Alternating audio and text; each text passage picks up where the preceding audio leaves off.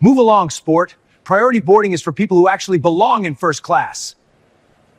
Captain William Hayes's voice carried that practiced airline authority, but his eyes held pure disdain as he looked at James Rivera. The black man in worn jeans and a faded University of Miami hoodie didn't fit Hayes's mental image of a premium passenger. What Hayes didn't know was that in exactly 14 minutes, the man he just dismissed would ground his plane and end his career at 38,000 feet. Before we dive into this story that changed aviation forever, I want to know where you're watching from. Drop your city in the comments below. And if this moment of justice stops you in your tracks the way it did every witness that day, hit that subscribe button and give this video a like. Stories like this need to be heard. The air inside Orlando International Airport's Terminal B was thick with the humidity of a Florida evening and the tension of delayed flights.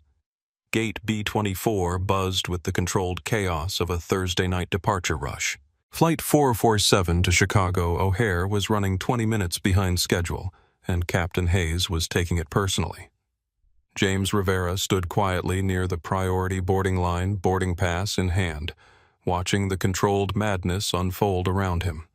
At 42, he carried himself with the quiet confidence of someone who had learned to navigate a world that often questioned his right to occupy space. His dark skin contrasted sharply with the faded fabric of his hoodie, and his sneakers had seen better days. To anyone glancing his way, he looked like a college student heading home, or maybe a construction worker lucky enough to afford a flight. No one would have guessed that James Rivera owned the airline they were about to board. Captain Hayes emerged from the jet bridge, his crisp Navy uniform adorned with 4 gold stripes that caught the terminal's fluorescent lighting. At 48, he had the kind of weathered handsomeness that came from 2 decades in cockpits and 3 failed marriages. His silver hair was perfectly styled, his posture military straight, and his expression carried the perpetual authority of someone who had spent years being called captain by everyone he met. Behind him walked First Officer Ryan Blake, a lanky 31-year-old with nervous energy and the eager-to-please demeanor of someone still climbing the aviation ladder. Ryan carried their flight bags and checked his tablet obsessively, running through pre-flight protocols with the dedication of someone who still believed rules mattered more than politics. Hayes surveyed the gate area like a general inspecting his troops. His gaze swept over the crowd of passengers, categorizing them with practiced efficiency. Business travelers in expensive suits earned a nod of approval. Families with well-dressed children received a professional smile. But when his eyes landed on James Rivera, standing calmly in the priority line, his expression shifted to something colder. Ryan Hayes muttered to his first officer loud enough for nearby passengers to hear. "Looks like gate control isn't screening the priority line properly tonight." Sophia Martinez, the 26-year-old gate agent, looked up from her computer screen. She had been working for Skybound Airlines for 3 years, long enough to recognize the tone in Hayes's voice. Sophia was the daughter of immigrants, the first in her family to attend college, and she took pride in treating every passenger with the same respect she hoped to receive. But she also knew that Captain Hayes had the power to make her life difficult with a single complaint to management. Hayes approached the priority boarding line with the purposeful stride of someone accustomed to crowds parting before him. He stopped directly in front of James Rivera, close enough that the height difference between them became obvious to everyone watching. "Excuse me, Hayes," said his voice carrying that practiced pilot authority. "I think you might be in the wrong line." James looked up from his phone, meeting Hayes's gaze with calm brown eyes that held no trace of intimidation. "I don't think so, Captain. Priority boarding for first class." Hayes glanced at the boarding pass in James's hand without really looking at it. "Let me guess.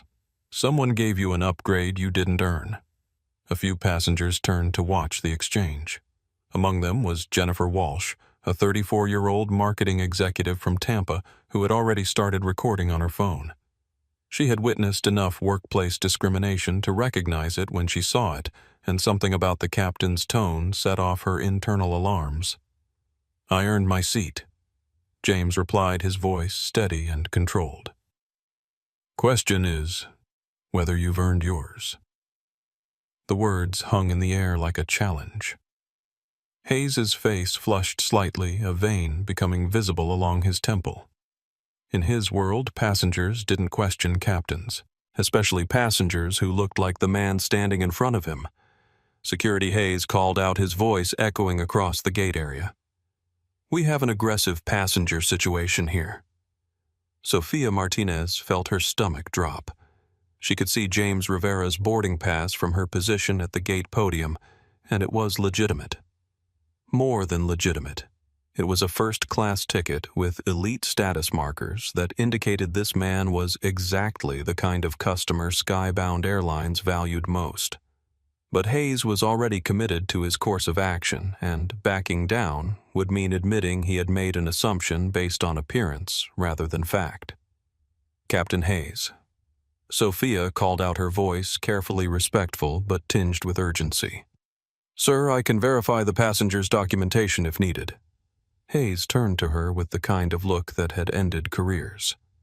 "Ms. Martinez, when I need input from ground crew, I'll ask for it. Right now, I need you to handle the security situation I've identified." Two airport security officers approached the gate, their expressions neutral but alert. James Rivera hadn't moved from his position in line, hadn't raised his voice, hadn't made any gesture that could be interpreted as aggressive. He simply stood there, boarding pass in hand, watching a 48-year-old man destroy his own career with each passing second. "What seems to be the problem?" asked Officer Tom Rodriguez, a 15-year airport security veteran who had seen every kind of passenger dispute imaginable. Hayes pointed at James with the same gesture he might use to identify a piece of suspicious luggage. "This individual is attempting to board using priority boarding without proper documentation. When I questioned him about it, he became aggressive and threatening." Officer Rodriguez looked at James, taking in his calm posture and relaxed expression. "Sir, can I see your boarding pass?" James handed over the document without comment. Rodriguez examined it carefully, noting the first-class designation, the elite status indicators, and the fact that everything appeared to be in perfect order. Captain Rodriguez said carefully, "This appears to be a valid first-class boarding pass, with all appropriate priority markers." Hayes snatched the boarding pass from the security officer's hand, squinting at it as if he could will it to reveal fraud. The document was clean, professional, and undeniably legitimate. But Hayes had painted himself into a corner, and his ego wouldn't allow him to admit error in front of a growing crowd of witnesses. "Anyone can print a fake boarding pass these days," Hayes declared, his voice rising. "I've been flying for 18 years, and I know suspicious behavior when I see it." Jennifer Walsh had now been joined by 3 other passengers recording the encounter. Marcus Thompson, a 29-year-old software engineer, was live-streaming the incident to his 15,000 followers on social media. The hashtag Flight447 was already beginning to trend, though no one at the gate knew it yet. James Rivera remained perfectly still, but something in his eyes shifted. Not anger. That would come too easily and accomplish too little. Instead, there was a calculating quality like a chess master who had just seen the endgame 20 moves ahead. Captain Hayes James said quietly, his voice carrying just far enough for the security officers and nearby passengers to hear. "This conversation will define your legacy." Hayes laughed, but it was the kind of laugh that masked uncertainty rather than expressing amusement. "Are you threatening me?" "I'm stating a fact," James replied. "Every choice has consequences. You're about to learn what yours look like." The crowd around the gate had grown larger, drawn by the commotion and the increasingly obvious injustice playing out before them. Sophia Martinez watched from behind the podium, her hands shaking slightly as she realized she was witnessing something that would probably make the news. She wanted to speak up to show the captain James Rivera's passenger profile on her computer screen to stop this disaster before it went any further. But Hayes had already made it clear that her input wasn't welcome. Ryan Blake, the first officer, stood off to the side with growing discomfort. He had worked with Hayes for 6 months and had seen glimpses of this attitude before, but never so publicly displayed. Ryan knew that whatever was happening here would reflect on him as well, and his own career could be collateral damage in Hayes' personal war against a passenger who had committed no crime other than existing in a space Hayes didn't think he belonged.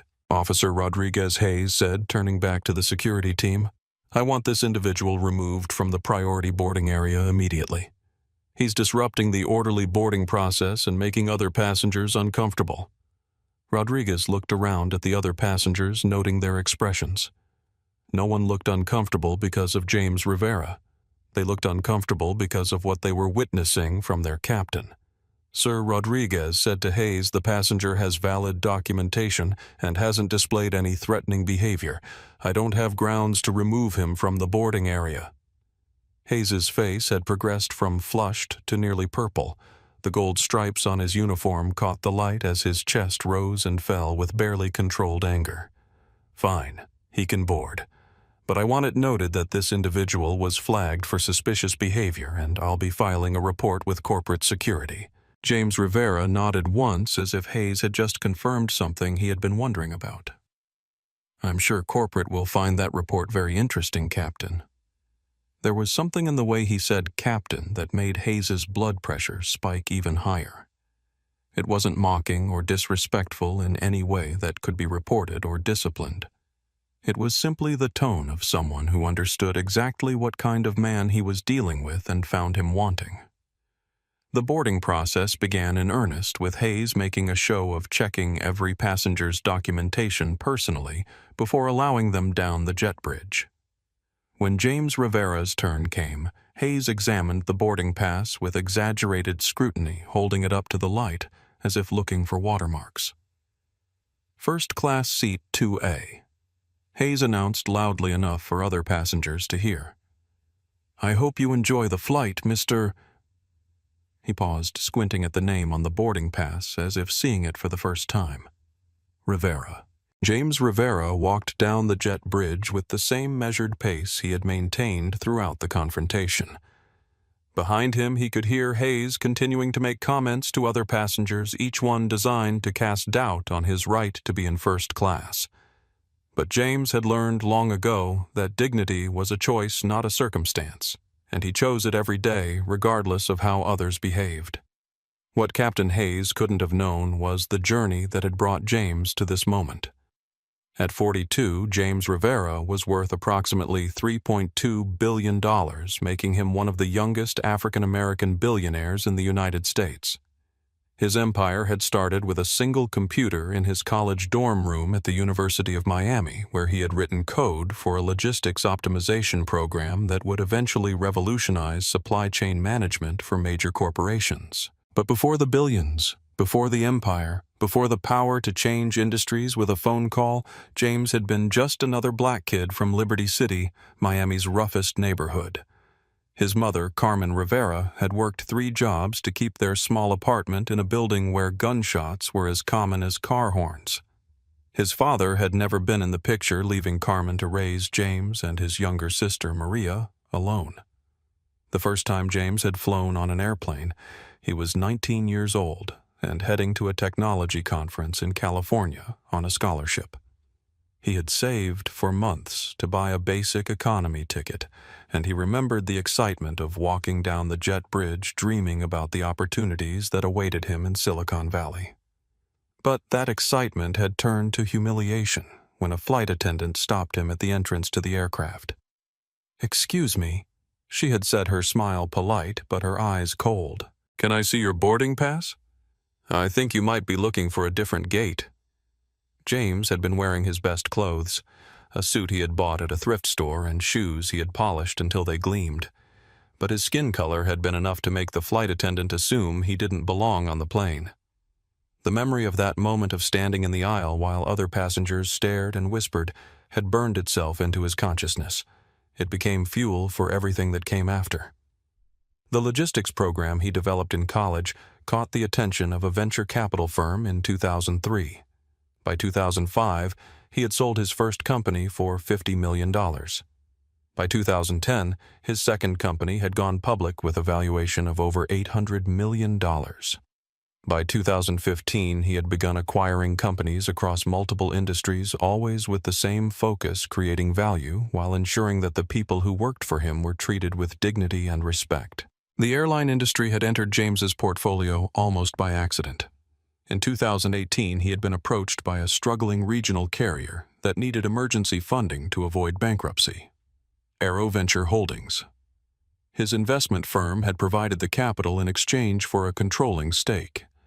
Within 2 years, James had transformed the carrier from a regional operator into a mid-sized national airline. He had done it by focusing on employee satisfaction, customer service, and operational excellence. When rumors of discrimination began reaching his office 6 months ago, James had initially tried to address them through traditional channels. Anonymous complaint networks, diversity training programs, policy reviews, all the standard corporate responses. But the complaints kept coming, always involving the same patterns: Black and Hispanic passengers questioned about their right to premium seating, subjected to additional security screening, or simply treated with less courtesy than their white counterparts. The final straw had come 3 weeks ago when a video went viral showing a Black family being removed from one of his airline's flights after a complaint about their suspicious behavior. The family had been traveling to a funeral, and their only suspicious behavior had been traveling while Black. James had issued a public apology, settled with the family, and fired the crew involved. But he knew that individual firings wouldn't solve an institutional problem. That was why James Rivera, billionaire airline owner, was sitting in seat 2A wearing a hoodie and jeans instead of a business suit. He needed to see the problem firsthand to experience what his customers experienced when they didn't have the protection of wealth and status. What he hadn't expected was to encounter discrimination before he even boarded the aircraft. Captain William Hayes, meanwhile, had his own history that had led to this moment. Born in 1975 in suburban Atlanta, Hayes had grown up in a middle-class family that had instilled in him a sense of natural superiority. His father had been an Air Force colonel, his mother a bank executive, and Hayes had been raised to believe that authority and respect were his birthright. Hayes had joined the Air Force after college, flying transport planes in Iraq and Afghanistan. He had been a competent pilot, but an indifferent leader more concerned with his own advancement than the welfare of his crew. When he left the military in 2006, he had joined Skybound Airlines as a first officer with dreams of quickly advancing to captain. The promotion to captain had come in 2009, during a period when the airline was expanding rapidly and needed experienced pilots. Hayes had passed all the required tests and training programs, but no amount of training could address the fundamental character flaws that would define his career. He saw the cockpit as his personal kingdom, the cabin crew as his subjects, and passengers as necessary inconveniences to be tolerated rather than customers to be served. Over the years, Hayes had accumulated a file of complaints that would have ended most careers. Flight attendants reported his inappropriate comments and aggressive behavior. Passengers complained about his rude announcements and unprofessional conduct. Gate agents documented his interference with their operations.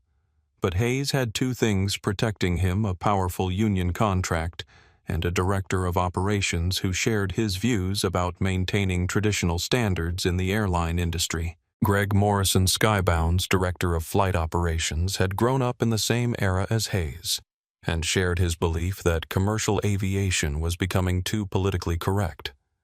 Morrison had quietly buried complaints, transferred accusers to different bases, and protected Hayes through 3 separate HR investigations.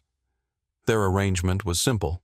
Hayes delivered reliable flight operations without generating publicity, and Morrison provided cover for his excesses. The arrangement had worked perfectly for over a decade. Until tonight, when Hayes had chosen to target a passenger who owned the whole arrangement itself. Ryan Blake, the first officer sitting in the cockpit next to Hayes, represented a different generation of aviators.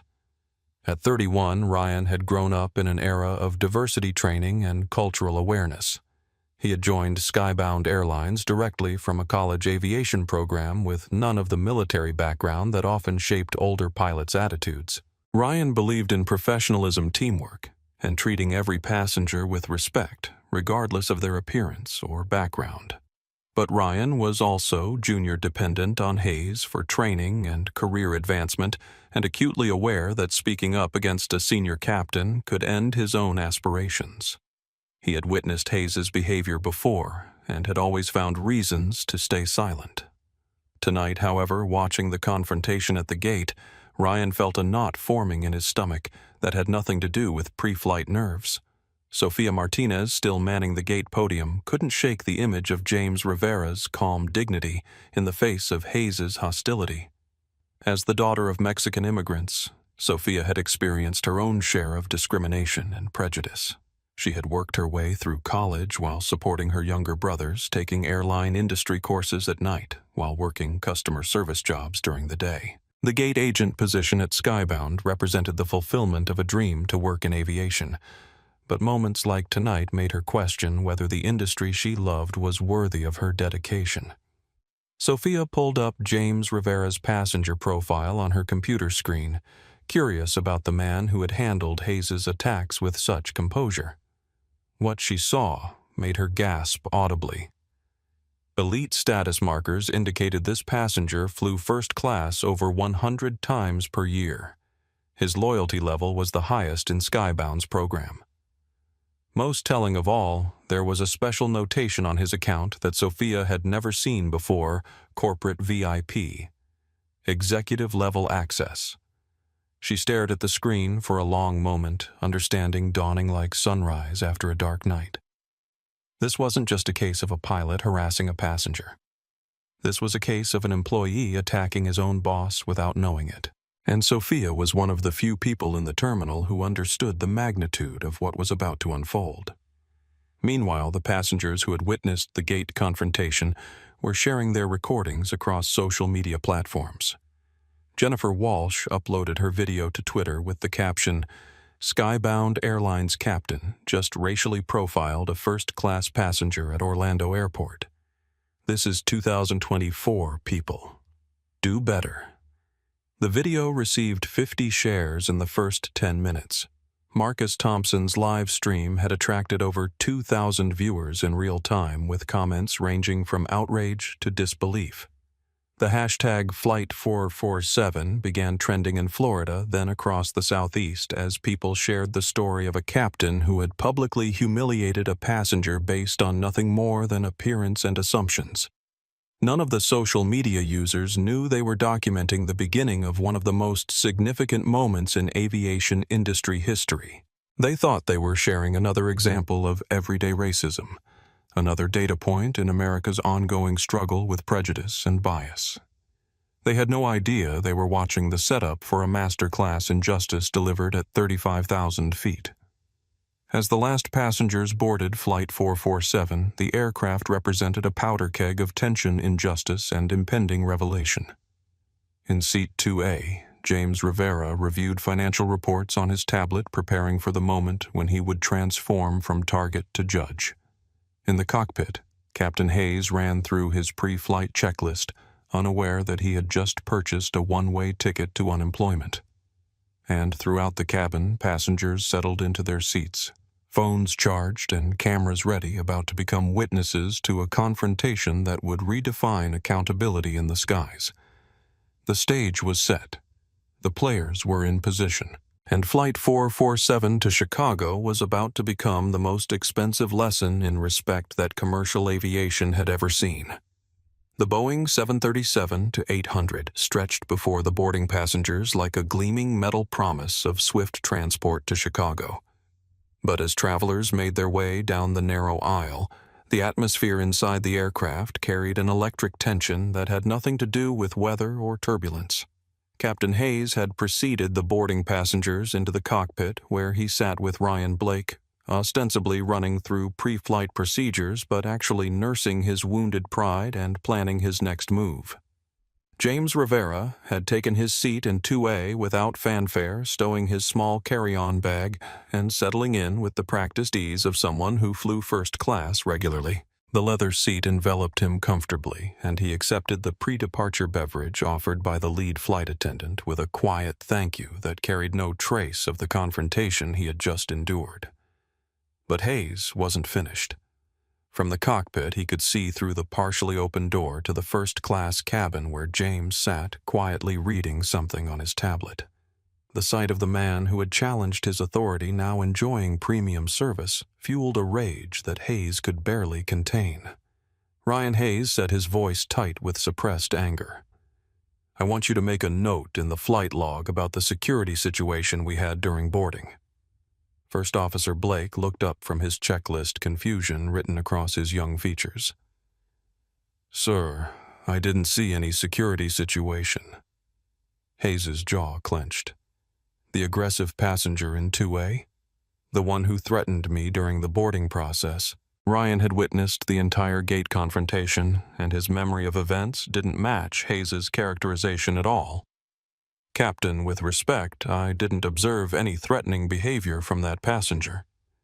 He seemed quite calm, actually." Blake Hayes said, his voice dropping to a dangerous whisper. "Are you questioning my judgment?" The threat was implicit but clear.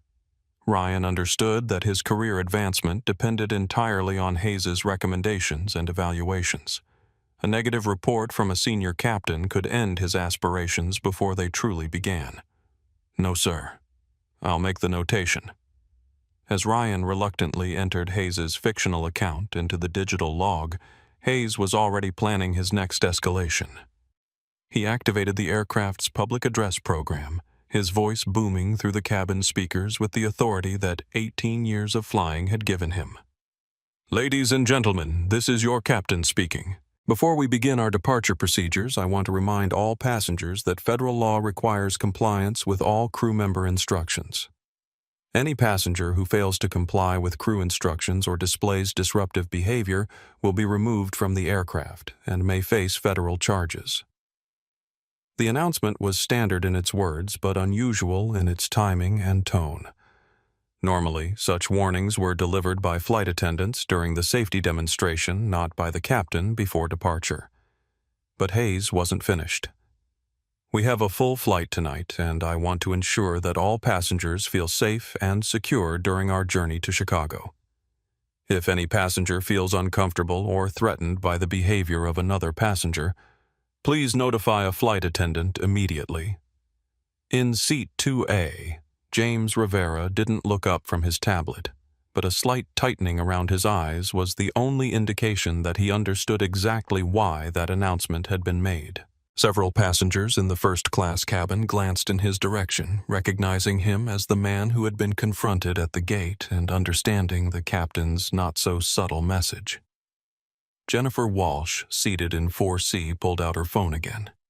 She had continued recording sporadically since the gate incident, and Hayes's announcement struck her as another piece of evidence in what was becoming a clear pattern of targeted harassment. Her video captured not just the captain's words, but the uncomfortable glances and murmured conversations that followed his announcement. The boarding process continued, but Hayes's interference had created a ripple effect throughout the aircraft. Flight attendant Patricia Coleman, a 15-year veteran with Skybound Airlines, approached the cockpit with obvious concern. "Captain Hayes," she said quietly, "some passengers are asking about the announcement you just made. They seem confused about whether there's an actual security threat." Hayes emerged from the cockpit, his presence instantly commanding the attention of everyone in the first-class cabin. He was a large man, and the narrow confines of the aircraft made him seem even more imposing as he surveyed his domain. "There's no immediate threat," Patricia Hayes said, his voice carrying clearly throughout the cabin. "I just want to make sure everyone understands that we maintain certain standards on this aircraft." His gaze settled on James Rivera, who continued to read his tablet with the same calm concentration he had displayed throughout the evening. "Some passengers seem to think that purchasing a ticket entitles them to more than just transportation. They think it gives them the right to challenge crew authority or make other passengers uncomfortable with their behavior." Patricia followed Hayes's gaze and immediately understood the subtext of his comments. She had worked in the industry long enough to recognize discrimination when she saw it, and what she was witnessing made her stomach turn. "Captain, is there a specific incident you're referring to?"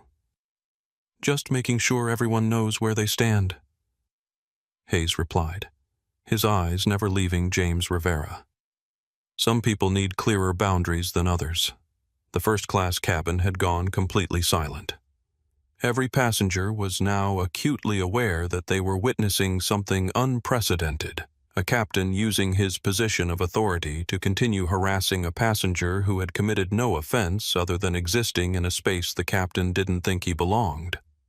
Marcus Thompson, the software engineer who had been live streaming earlier, had managed to get an aisle seat in the main cabin where he had a clear view of the first-class area.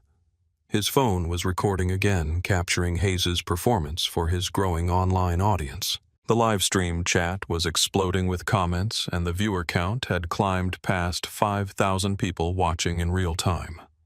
Sofia Martinez watched the boarding process from the gate podium, unable to shake her growing sense of dread.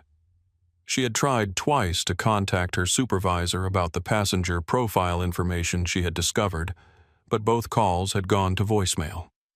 The special notation on James Rivera's account meant something significant, but Sofia wasn't sure what or how to act on the information. As the last passengers found their seats, Hayes made one final announcement. Flight attendants, please prepare for departure and conduct your final safety check. Pay special attention to passengers who might not be familiar with aircraft safety procedures. The addition was unnecessary and pointed another clear reference to his assumption that James Rivera didn't belong on the aircraft. But if Hayes expected his target to react with anger or embarrassment, he was disappointed. James Rivera simply reached into his pocket and pulled out a phone with a distinctive titanium case. Ryan Blake, watching from the cockpit, noticed something unusual about the passenger in 2A. While everyone else on the aircraft seemed agitated or uncomfortable because of Hayes' behavior, this man appeared to be growing calmer and more focused. There was something almost predatory in his stillness, like an apex predator conserving energy before a strike. Hayes returned to the cockpit to begin the departure sequence, but his anger was still evident in every movement. He slammed switches harder than necessary, barked unnecessarily sharp commands at air traffic control, and generally created an atmosphere of tension that Ryan had never experienced in his 6 months of flying with senior captains. Captain Ryan ventured carefully, "Shouldn't we focus on the flight operations? The passengers seem settled and we have a schedule to maintain." Hayes whipped around in his seat to face his first officer. "Blake, let me explain something to you. I've been flying since before you graduated high school. I know how to read people, and I know when someone doesn't belong on my aircraft. That passenger in 2A is trouble, and if we don't establish clear boundaries now, we'll have problems at altitude." Ryan looked through the cockpit door at James Rivera, who was now typing something on his phone with the focused attention of someone composing an important message. "Sir, he seems to be behaving normally. Maybe you should remember who's the captain on this flight," Hayes interrupted. "Your job is to support my decisions, not question them." The exchange was overheard by Patricia Coleman, who was conducting her final pre-flight safety check near the cockpit. She had worked with dozens of captains over her 15-year career, and she had never heard one speak to a first officer with such open hostility over a passenger issue. The entire situation felt wrong in ways that she couldn't articulate, but her position in the crew hierarchy meant that questioning a captain's judgment could end her career as quickly as it would end Ryan's. As Flight 447 pushed back from the gate and began its taxi to the departure runway, the aircraft carried more than just passengers and crew to Chicago. It carried the accumulated weight of assumptions, prejudices, and power dynamics that were about to collide in ways that none of the participants could anticipate. Hayes continued his departure preparations with the efficiency born of thousands of hours in cockpits, but his attention kept drifting to the cabin monitor that showed passenger seating.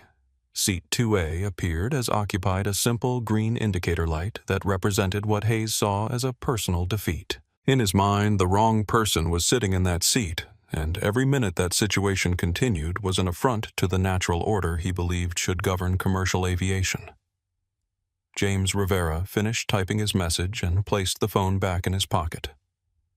To any observer, he appeared to be settling in for a routine flight to Chicago, perhaps reviewing business documents or preparing for meetings. But the message he had just sent contained only 13 words. Initiate Protocol 7. Flight SB447. Wait for cruise altitude. JR. The recipient of that message sat in a boardroom 200 miles away where an emergency meeting of AeroVenture Holdings Board of Directors was about to begin. The protocol James had just activated would set in motion a chain of events that would forever change how the airline industry handled discrimination and bias. But Hayes had no way of knowing that the passenger he had spent the last hour humiliating was the same person who signed his paychecks. As the aircraft reached the runway threshold and Hayes received clearance for takeoff, he made one final announcement to the cabin flight attendants: please be seated for departure. And remember, if any passenger causes disruption during flight, we have multiple options for handling the situation once we reach Chicago. The threat was thinly veiled and entirely inappropriate. But in 14 minutes, when Flight 447 reached cruising altitude, Captain William Hayes would discover that some passengers had their own options for handling disruptions. And those options included the power to ground aircraft, terminate careers, and transform an industry. The engines spooled up. The aircraft accelerated down the runway, and Flight 447 lifted off into the Florida evening sky, carrying with it the most expensive lesson in respect that commercial aviation had ever seen. As Flight 447 climbed through 10,000 feet, the aircraft settled into the smooth rhythm of commercial aviation. The seatbelt sign remained illuminated. Passengers shifted in their seats with the familiar discomfort of ascent, and Captain Hayes's voice crackled through the intercom with routine altitude and weather updates. To any observer, it appeared to be a perfectly normal evening flight from Orlando to Chicago. But 200 miles away in a glass-walled boardroom on the 47th floor of a downtown Miami skyscraper, the message James Rivera had sent during taxi was triggering the most significant corporate response in AeroVenture Holdings' history. Protocol 7 has been activated, announced Sarah Chen, AeroVenture's Chief Operating Officer, as she read the encrypted message that had just appeared on her secure tablet. The 6 other board members, seated around the polished mahogany table, immediately understood the gravity of the situation. Protocol 7 was a contingency plan that James Rivera had developed 18 months earlier following a series of discrimination incidents across the airline industry. It was designed to provide immediate, decisive response when AeroVenture employees engaged in discriminatory behavior that could not be addressed through normal corporate channels. The protocol had never been activated before tonight. Flight SB447 Orlando to Chicago. Chen continued pulling up the flight details on the room's main display screen. Departure time, 8:47 p.m. Estimated arrival, 11:23 p.m. Central. Current altitude, 12,000 feet and climbing. Michael Torres, AeroVenture's chief legal counsel, was already opening his laptop and connecting to the secure network that would allow him to access real-time flight data, crew information, and passenger manifests. "What's the nature of the incident?" Chen read directly from James's message. "Captain-directed discrimination. Public humiliation. Multiple witnesses. Video evidence likely. Employee appears to be unaware of passenger identity. The implications hit the room like a physical force. Every person around that table understood that James Rivera didn't activate Protocol 7 lightly. If he had chosen to trigger the emergency response arrangement, it meant they were dealing with discrimination so blatant and public that normal disciplinary measures would be insufficient. Jesus whispered, Amanda Foster, AeroVenture's chief financial officer. He's experiencing this firsthand again. The board members were among the few people who knew James's personal history with airline discrimination. They understood that his decision to investigate incidents undercover wasn't just corporate due diligence. It was deeply personal. James had built a multi-billion-dollar empire, partly because of the humiliation he had experienced as a young man trying to fly while black, and any employee who inflicted similar treatment on other passengers was attacking the very values AeroVenture had been built to protect. Torres was already accessing Captain Hayes' personnel file, his expression growing darker with each page he reviewed. William Hayes, 48 years old, hired 2006, promoted to captain, 2009. Multiple HR complaints over the years, inappropriate comments to female flight attendants, passenger complaints about unprofessional behavior, interference with ground operations. How has he remained employed? Demanded Dr. Patricia Williams, AeroVenture's Chief Human Resources Officer. Torres continued scrolling through the digital file, protected by union contract supervised by Director of Flight Operations Greg Morrison. Morrison has repeatedly classified complaints as personality conflicts or communication style differences. No formal disciplinary action has ever been taken. Chen was simultaneously pulling up social media monitoring data, and what she found confirmed their worst fears. It's already viral. Multiple passengers recorded the gate confrontation. Twitter, Instagram, TikTok. Videos are spreading with hashtags Flight 447 and Skybound Discrimination. Current reach is approximately 50,000 views and climbing. The viral spread was exactly what James had anticipated when he activated Protocol 7. Modern discrimination doesn't happen in shadows. It happens in full view of smartphone cameras and social media platforms. By the time Flight 447 landed in Chicago, millions of people would have witnessed Captain Hayes' behavior, and AeroVenture's response would be scrutinized by every civil rights organization, aviation industry analyst, and public relations expert in the country. Initiate full legal response. James's message had continued. Document everything. Prepare termination paperwork for Hayes and any supervisory staff who enabled this pattern. Contact our crisis management team. I want a complete investigation of how this employee was allowed to continue this behavior with corporate protection. Dr. Williams was already accessing Hayes' complete employment history, including performance reviews, training records, and the buried complaints that Morrison had dismissed. What she found painted a picture of an airline employee who had been protected despite clear evidence of bias and misconduct. There's a pattern here going back years, she reported to the board.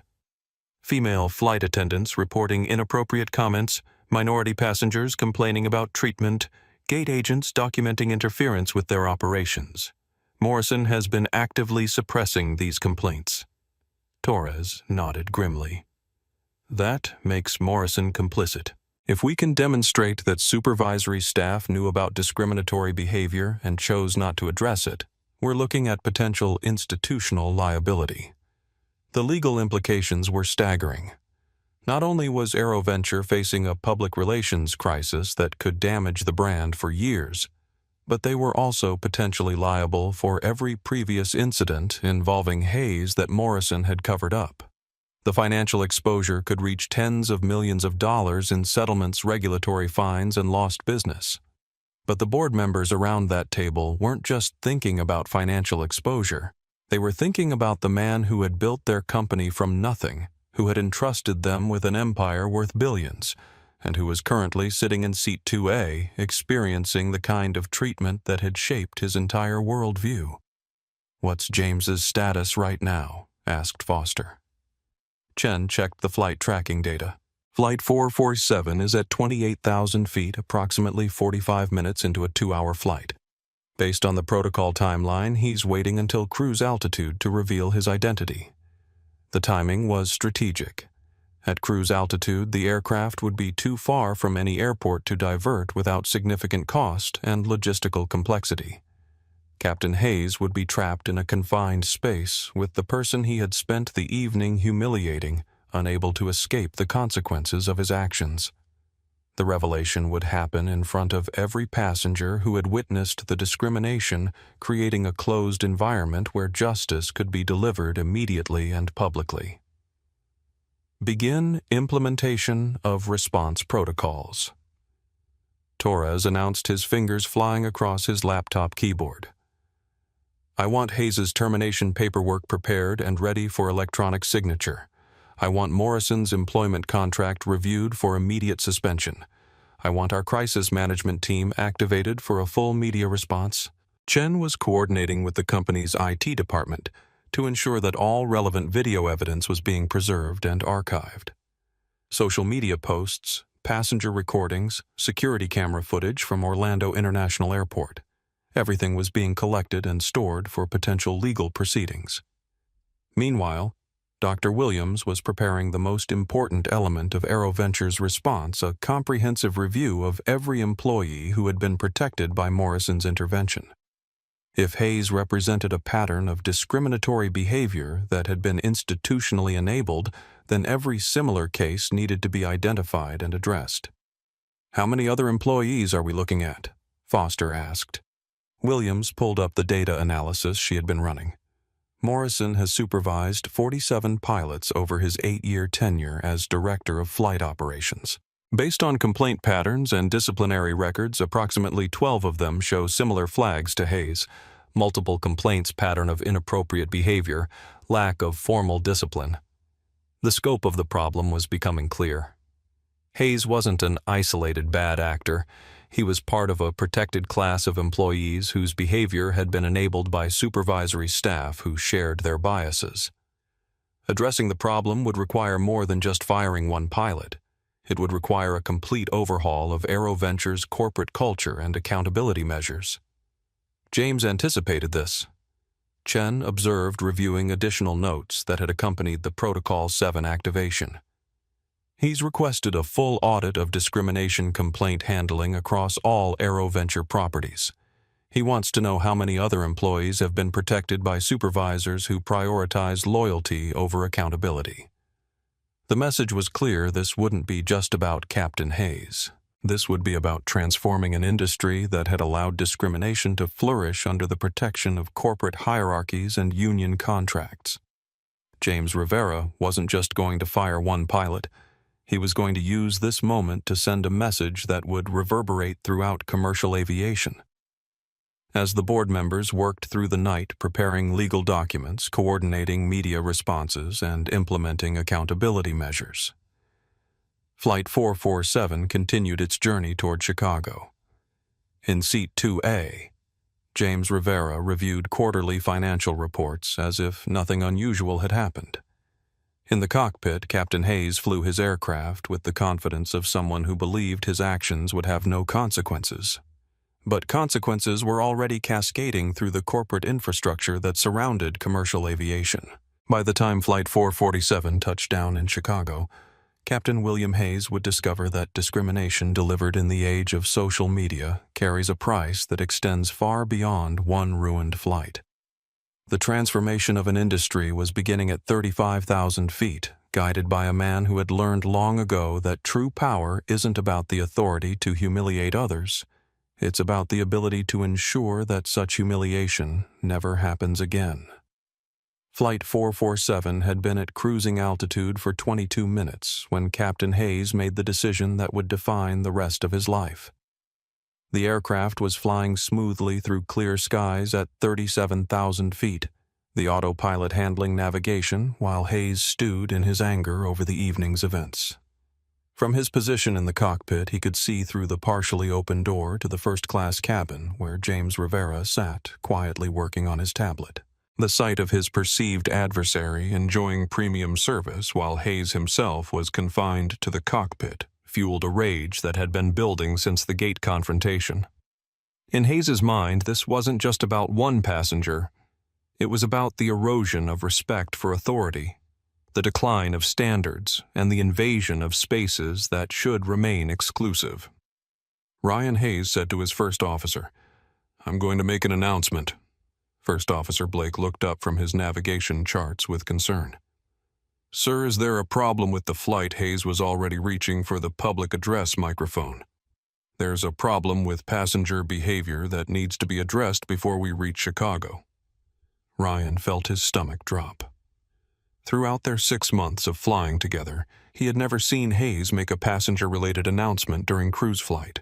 Such announcements were typically reserved for weather updates, arrival information, or genuine safety concerns.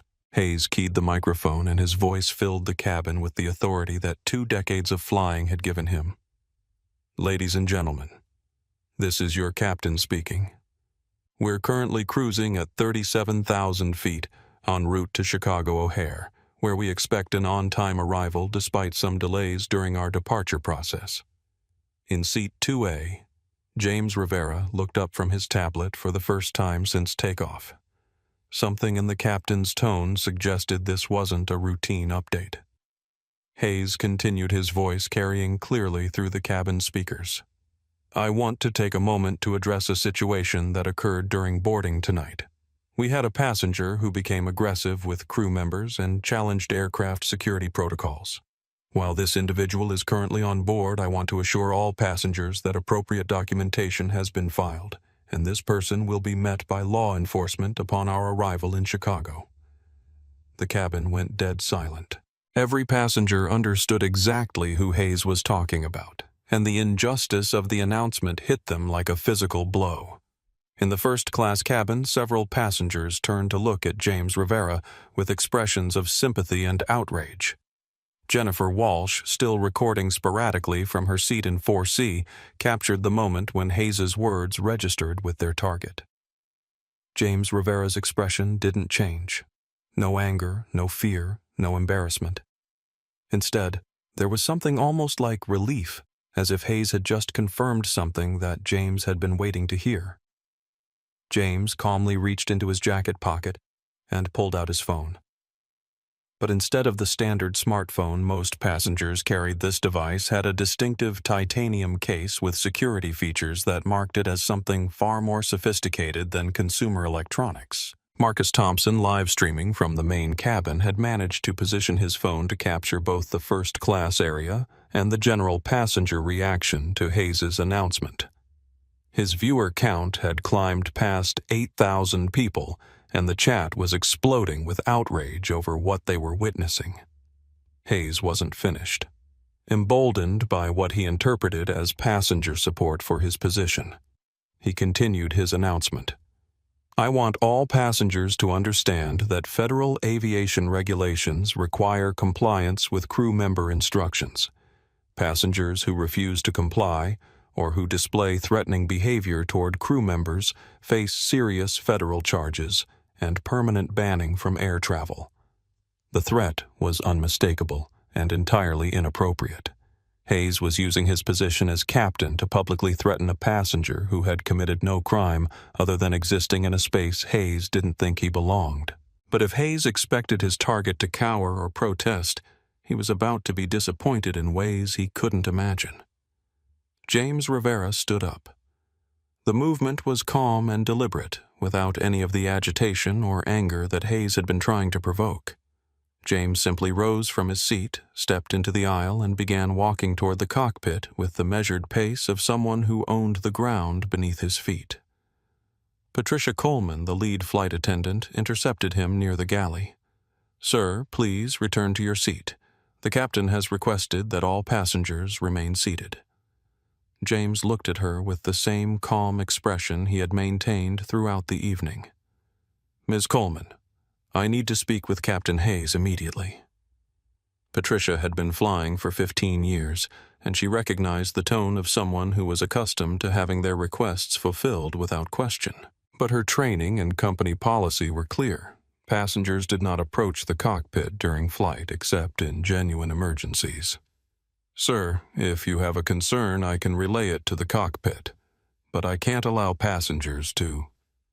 James reached into his jacket and pulled out a leather credential case.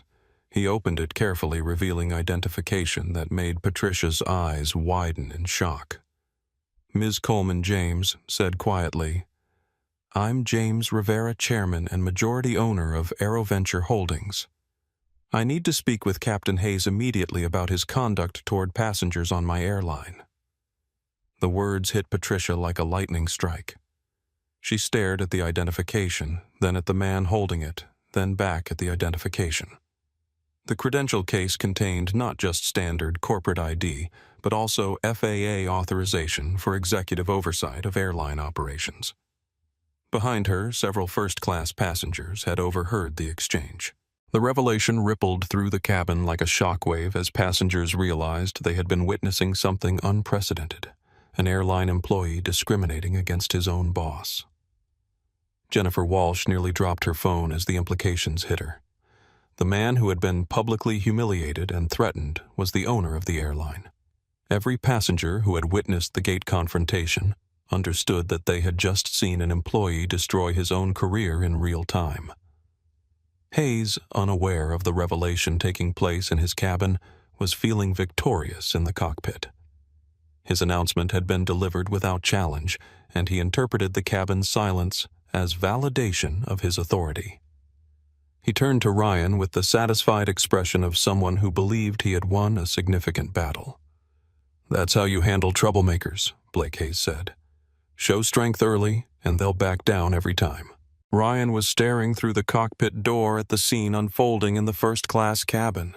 He could see the lead flight attendant in intense conversation with the passenger from 2A, and something about their body language suggested this wasn't a typical crew-passenger interaction. Captain Ryan said carefully, "I think you should look at what's happening in the cabin." Hayes glanced through the cockpit door just in time to see Patricia Coleman stepping aside as James Rivera approached the cockpit threshold. For a moment, Hayes's brain couldn't process what he was seeing. The passenger he had spent the evening humiliating was standing at his cockpit door, with the lead flight attendant's obvious deference and respect. "Captain Hayes James," said his voice carrying the quiet authority that had built a billion-dollar empire. "I'm James Rivera, Chairman and CEO of Aero Venture Holdings. I believe we need to have a conversation about your conduct tonight." The words hit Hayes like a physical blow. His face went from confident smugness to ashen shock in the span of 3 seconds. Behind James, the entire first-class cabin had turned to watch the confrontation, and several passengers were recording what they understood to be a historic moment in aviation justice. That's impossible." Hayes stammered, his voice barely audible. You were wearing I was wearing clothes that apparently led you to make assumptions about who I am and what I deserve," James replied calmly. "In the past 2 hours, you have publicly humiliated me, made false accusations about my behavior, threatened me with arrest, and used your position as captain to continue harassing me during flight." Ryan Blake sat frozen in his pilot seat watching his captain's career disintegrate in real time. Everything he had witnessed since the gate confrontation was suddenly recontextualized. Hayes hadn't been dealing with a difficult passenger. He had been attacking the person who owned the airline. Hayes tried to speak, but no words came. His mouth opened and closed soundlessly as the magnitude of his error became clear. Every word he had spoken, every assumption he had made, every act of discrimination he had committed had been directed at the person who had the power to end not just his career, but his ability to work in aviation ever again. "Captain Hayes," James continued, his voice never rising but carrying absolute authority. "You are relieved of duty, effective immediately." The words echoed through the cockpit and into the cabin beyond, where passengers erupted in spontaneous applause. Justice delayed for 2 hours was finally being delivered at 37,000 feet. Hayes found his voice, but it came out as a desperate whisper. "You can't. I have a union contract." "There are procedures." James stepped fully into the cockpit, his presence filling the small space with an authority that made Hayes shrink back in his captain's seat. "Your union contract doesn't protect discrimination, Captain, and your procedures don't override federal anti-discrimination laws." Ryan Blake realized that he was witnessing the most significant moment in his young aviation career. The passenger his captain had spent the evening abusing was revealing himself to be the most powerful person in the airline industry that Ryan hoped to build his future in. First Officer Blake James said, turning his attention to the young pilot. "Are you qualified to serve as pilot in command for the remainder of this flight?" Ryan's training kicked in despite his shock. "Yes, sir. I'm fully qualified and current on the 737. "Then you are now the captain of this flight," James announced. "Captain Hayes is to be removed from the cockpit immediately." Hayes made one last, desperate attempt to maintain his authority. "You can't do this. I'm the pilot in command. Federal aviation regulations don't allow passengers to." James interrupted him with the voice of someone who had been making life-changing decisions for 2 decades. "Captain Hayes, I'm not just a passenger. I'm the person who owns this aircraft, employs this crew, and signs your paycheck. And you've just demonstrated that you're unfit to represent this airline or serve these passengers." The truth hit Hayes like a falling anvil. Every act of discrimination, every moment of arrogance, every word of hatred he had directed at James Rivera had been aimed at the person who controlled his livelihood. He had committed career suicide in the most public way possible, and there would be no appeals, no second chances, no union protection from the consequences of his actions. Patricia Coleman appeared at the cockpit door with 2 other flight attendants. "Sir," she said to James, "how would you like us to handle the crew change?" James looked back at Hayes, who sat slumped in his captain's seat like a deflated balloon. "Captain Hayes will be escorted to a passenger seat for the remainder of the flight. He is no longer authorized to perform any crew duties on this aircraft." As Hayes was led from the cockpit he had commanded for over a decade, he passed the passengers who had witnessed his downfall. There was no sympathy in their expressions, only the satisfaction of seeing justice delivered to someone who had abused his power. James Rivera returned to seat 2A, but the cabin atmosphere had fundamentally changed. Every passenger understood they had witnessed something unprecedented, the complete reversal of power between someone who had wielded authority carelessly and someone who had earned it through dignity and restraint. The man who had been targeted for discrimination had revealed himself to be the ultimate authority in the situation, and Captain William Hayes had just learned the most expensive lesson of his career in the modern world: you never know who you're really talking to. The transformation of Flight 447 from a routine evening departure to the epicenter of aviation industry justice happened in real time, documented by multiple passenger phones and broadcast live to thousands of viewers across social media platforms.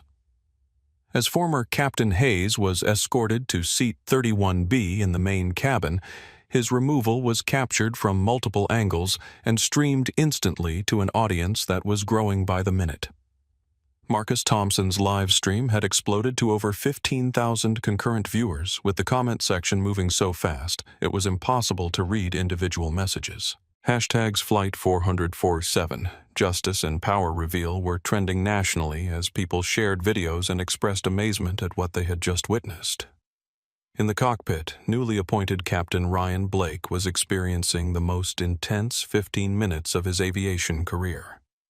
At 31 years old, he had just been promoted from first officer to pilot in command by the owner of the airline in the middle of a flight after witnessing his former captain's spectacular self-destruction. "Chicago approach," Ryan transmitted into his headset, his voice steadier than he felt. "This is Skybound 447 requesting priority handling for crew change situation." The air traffic controller's response came back immediately. "Skybound 447, we're showing you have a pilot in command change. Confirm your status." Ryan looked back toward the cabin where James Rivera was calmly returning to his seat, amid the continued buzz of passenger conversation and phone cameras. "Chicago approach. We have a qualified pilot in command change. Flight operations, normal requesting, normal approach, and landing." What Ryan couldn't see was the controlled chaos unfolding in air traffic control centers across the Midwest as word of Flight 447's situation spread through aviation communication networks. Controllers were being briefed that the flight was carrying the owner of AeroVenture Holdings, that a discrimination incident had resulted in the captain being removed from duty, and that the entire situation was being broadcast live across social media. In the cabin, James Rivera had returned to seat 2A, but the dynamic of the aircraft had fundamentally changed. Patricia Coleman approached him with obvious deference, her entire demeanor reflecting the revelation of his identity. "Mr. Rivera," she said quietly, "is there anything you need? And what would you like us to do about the media situation?"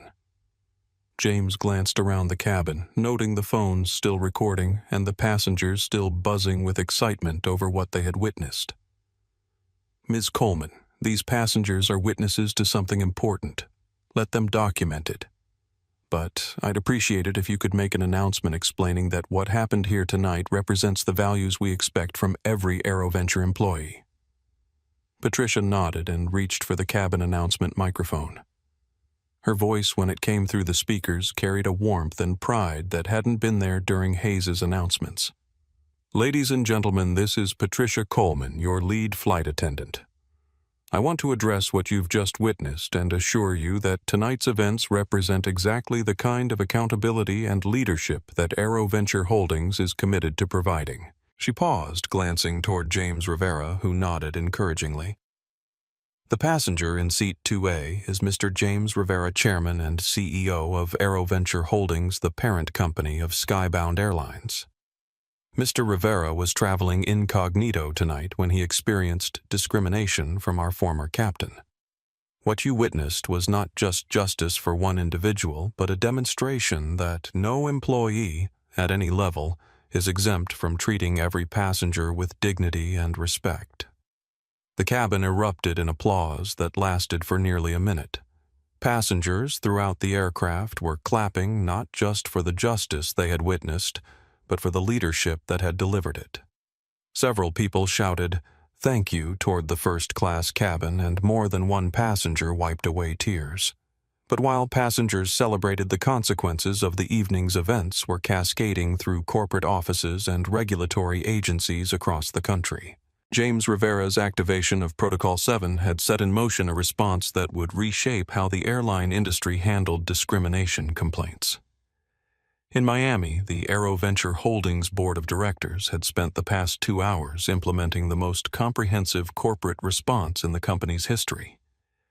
Legal teams were preparing not just termination paperwork for Hayes, but also suspension notices for Director of Flight Operations Greg Morrison and any other supervisory staff who had enabled discriminatory behavior. Dr. Patricia Williams, AeroVenture's Chief Human Resources Officer, was leading a real-time audit of every discrimination complaint filed against AeroVenture employees over the past 5 years. What she was discovering painted a disturbing picture of institutional protection for employees who shared Hayes' attitudes.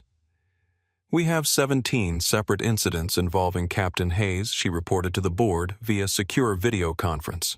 Morrison classified every single complaint as miscommunication or personality conflict.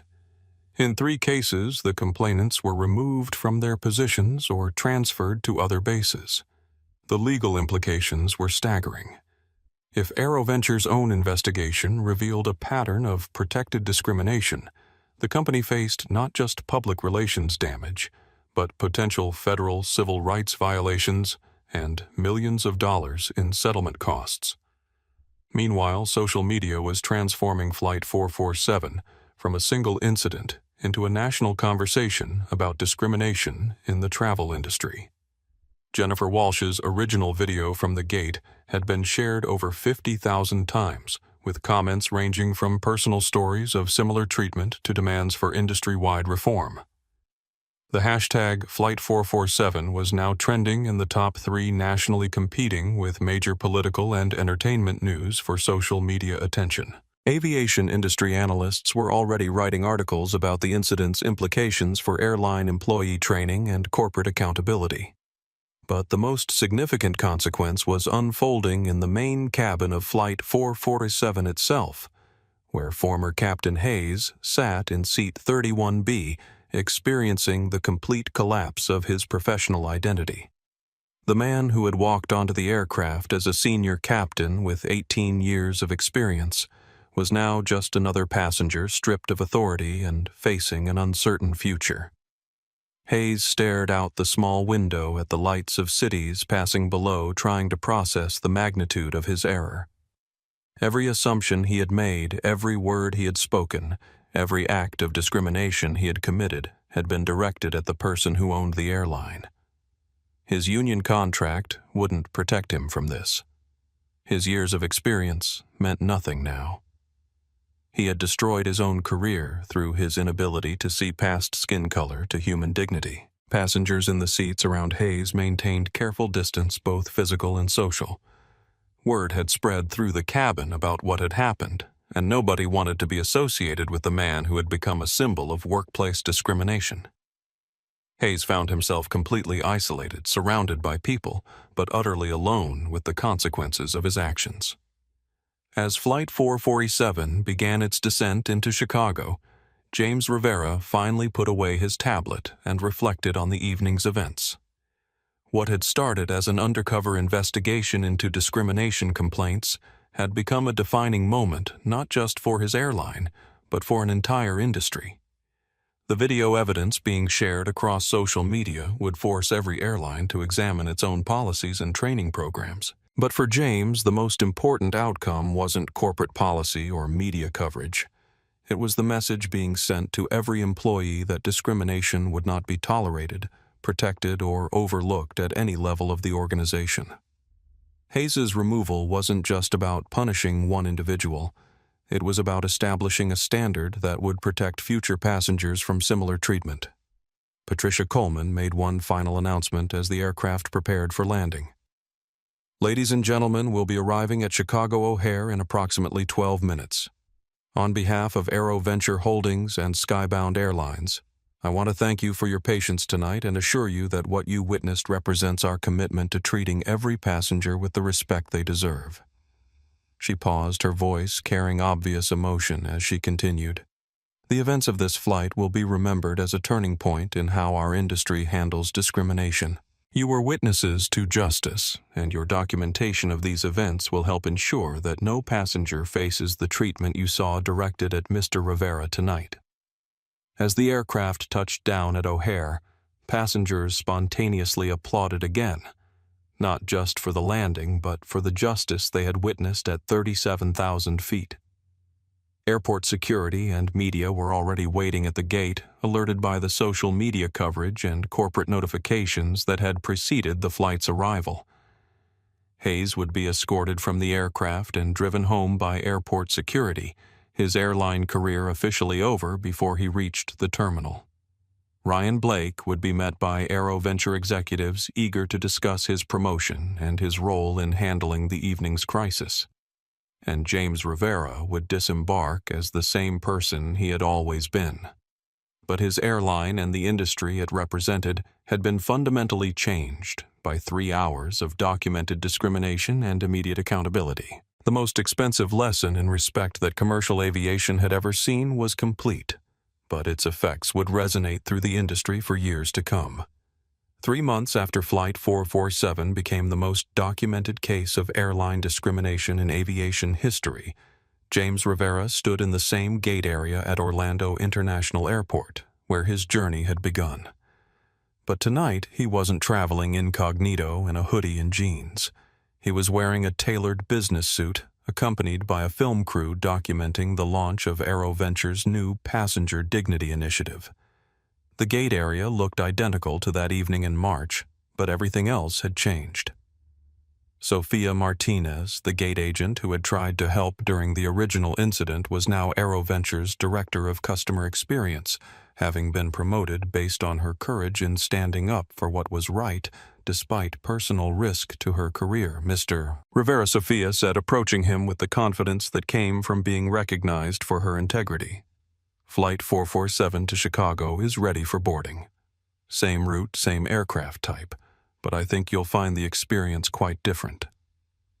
James smiled, remembering the young woman who had wanted to help, but been silenced by a captain's intimidation. Thank you, Sophia. And congratulations again on your new position. Customer experience needs leaders who understand that dignity isn't negotiable. The boarding process began with an announcement that would have been impossible 3 months earlier. Ladies and gentlemen, welcome to Skybound Airlines Flight 447 to Chicago. Tonight's flight is being operated under our new Flight 447 protocol, which ensures that every passenger receives the respect and service they deserve, regardless of appearance, background, or seat assignment. The protocol had become AeroVenture's signature innovation, copied by airlines across the industry. It mandated specific training for all crew members, established clear consequences for discriminatory behavior, and created anonymous reporting networks that couldn't be buried by supervisory staff. Most importantly, it was named after the flight where change had begun. Captain Ryan Blake emerged from the jet bridge wearing the 4 gold stripes that had once belonged to William Hayes. At 31, Ryan was now one of AeroVenture's youngest senior captains, promoted not just for his technical skills, but for his moral courage in supporting justice when it mattered most. Mr. Rivera Ryan said, approaching with the professional respect that characterized the new generation of AeroVenture leadership, "It's an honor to have you aboard tonight. We're proud to operate under the standards you established on this route." James shook Ryan's hand, remembering the uncertain young first officer who had been caught between loyalty and conscience. "Captain Blake, you earned those stripes by choosing what was right over what was easy. That's the kind of leadership this industry needs." As passengers boarded Flight 447, they passed a small plaque that had been installed at the aircraft entrance. This aircraft operates under the Flight 447 protocol. Every passenger deserves dignity, respect, and equal treatment regardless of appearance or background. Discrimination stops here. The plaque was the idea of Patricia Coleman, the former lead flight attendant, who was now AeroVenture's Director of In-Flight Services. Patricia had become the public face of the company's cultural transformation, speaking at aviation conferences and training programs about the night she watched a passenger reveal himself as the owner of the airline. Among tonight's passengers was Dr. Maya Johnson, a 34-year-old pediatrician traveling to Chicago for a medical conference. Dr. Johnson was African American, and she had booked the flight specifically because she had seen the Flight 447 videos and wanted to support an airline that had demonstrated real commitment to equality. "Excuse me," Dr. Johnson said to Sophia during boarding. "I just wanted to say thank you. My daughter is 8 years old, and when she grows up, she'll be able to travel on airlines that respect her because of what happened on this route." Sophia felt tears welling in her eyes. The personal stories had been the most powerful part of the past 3 months. Passengers reaching out to share how the Flight 447 incident had given them hope that change was possible, that dignity could be defended, and that corporate leadership could choose justice over convenience. As the aircraft pushed back from the gate, James reflected on the journey that had brought him to this moment. The investigation that had started with discrimination complaints had revealed institutional problems that went far beyond one bigoted captain. Greg Morrison, the director of flight operations who had protected Hayes and others like him, had been terminated along with 6 other supervisory staff members who had enabled discriminatory behavior. But the most significant change hadn't been the firings. It had been the cultural transformation that followed. AeroVenture had implemented the most comprehensive anti-discrimination training program in the airline industry, created employee resource groups that gave voice to previously marginalized staff, and established accountability measures that made it impossible for bias to hide behind corporate hierarchy. The economic impact had been remarkable. Despite initial fears that the negative publicity would hurt business, AeroVenture's passenger numbers had increased by 23% over the past quarter. Travelers were actively choosing the airline because they trusted it to treat them with respect. Employee satisfaction scores had reached all-time highs as workers felt proud of their company's values. Other airlines had been forced to implement similar programs as passengers demanded the same standards of dignity that AeroVenture had established. The Flight 447 protocol was being studied in business schools as an example of how moral leadership could create competitive advantage. But for James, the most meaningful outcome was personal. 2 weeks ago, he had received a handwritten letter from a 16-year-old black student named Marcus Williams, who lived in the same Miami neighborhood where James had grown up.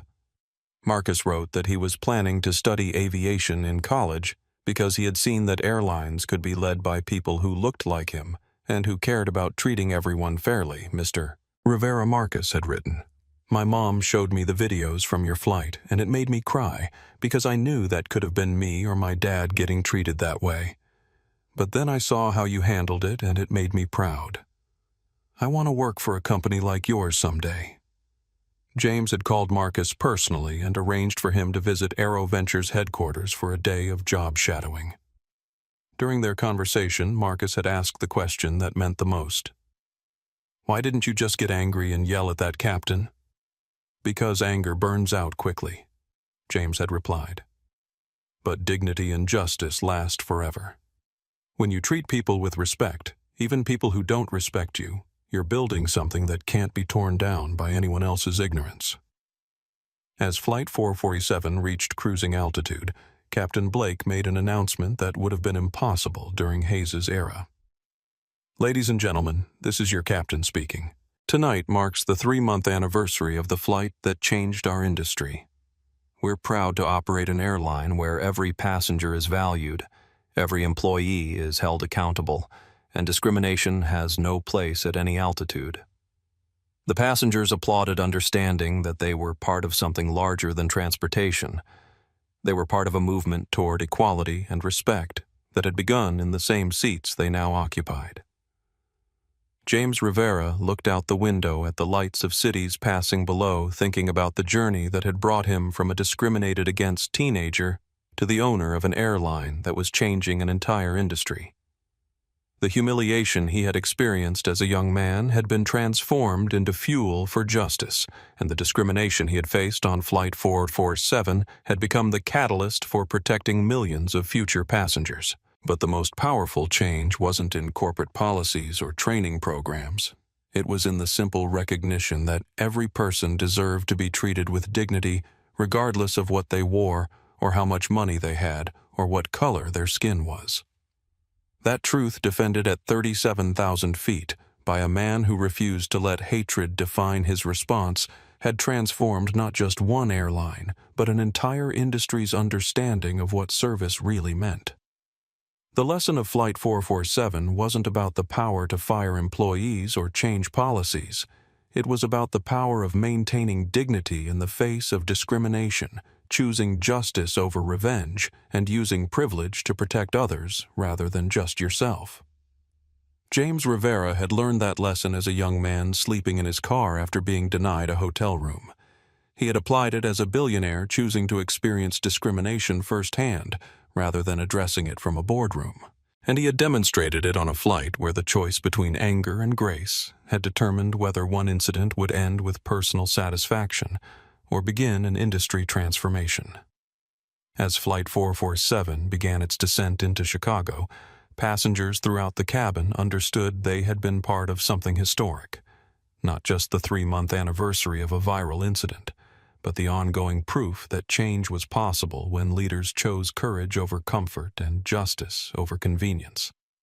And in seat 2A, James Rivera smiled quietly, knowing that tomorrow there would be thousands of flights operated by crew members who understood that their most important job wasn't flying aircraft.